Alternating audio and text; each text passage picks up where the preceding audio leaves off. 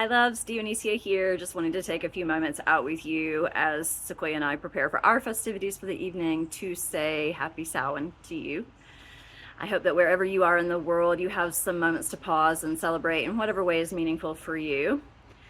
I'll be sharing with you here in a moment how we celebrate in our household. But first I want to say Blessed Samhain to you. Samhain is the cross-quarter high holy day between fall equinox and winter solstice here in the northern hemisphere, and spring equinox and summer solstice in the southern hemisphere.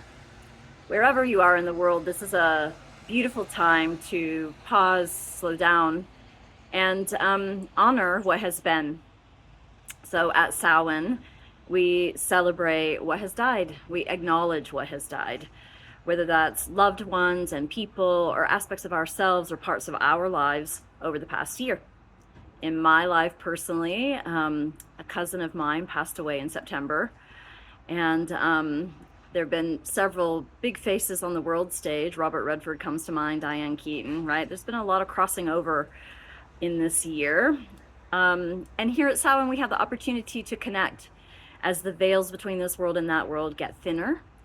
And like the trees drop their leaves and everything composts back to soil, we end one cycle and begin a new one. So this is Witches' New Year here at Samhain.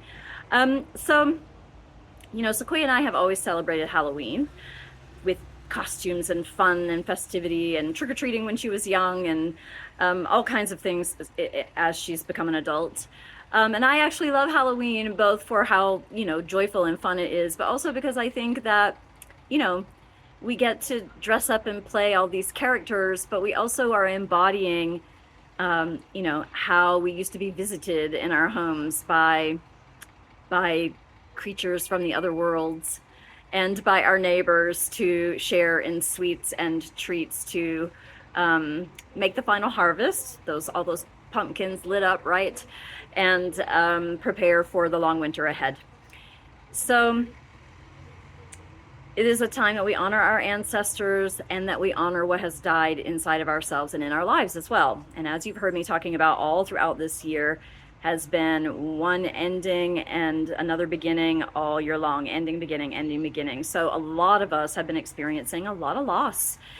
Loss of how we thought things would be, loss of things we dreamed of, losses of jobs, losses of relationships, losses of all kinds.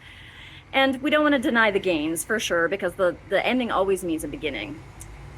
I'll step in out of the traffic. But we do also want to stay in touch with, honoring what has passed, honoring what we've lost. And some of my favorite ways to do that, and how we'll be doing that in our household this evening, are to write down what has gone, what we've let go of, what we've moved on from in the past year. And then you can either burn it safely in a fire pit if you have one, or outdoors if you can. You can do that also in a bowl in your own home or on a balcony if you have that. You can also bury it. For me, the energy at Samhain is a lot about the earth and about what's returning to the earth. So I like to bury what I write down and make a burial out of it. You can also shroud it. You can wrap it in a black cloth or a black veil and place that on your altar. But just some way of acknowledging the loss. It's important. It really makes a big difference for us internally and in our psyche when we turn towards it for a moment and get quiet and get still and honor it. You can also place photos of your ancestors, maybe people who died in the past year, or just people who were important in your life all along, like grandparents or parents. And place their photos on your altar at this time of year is a beautiful way to honor the ancestors. Another tradition that's been a part of my life for a long time is to leave a plate for the ancestors. We've started ours for our altar this year. Just leaving a plate of food for them as you eat. And, lighting the candles, placing whatever is meaningful for you on your altar that really, honors the underworld, honors the dead and dying, honors what has died for you. So I just want to take a few moments here in this day and share that with you.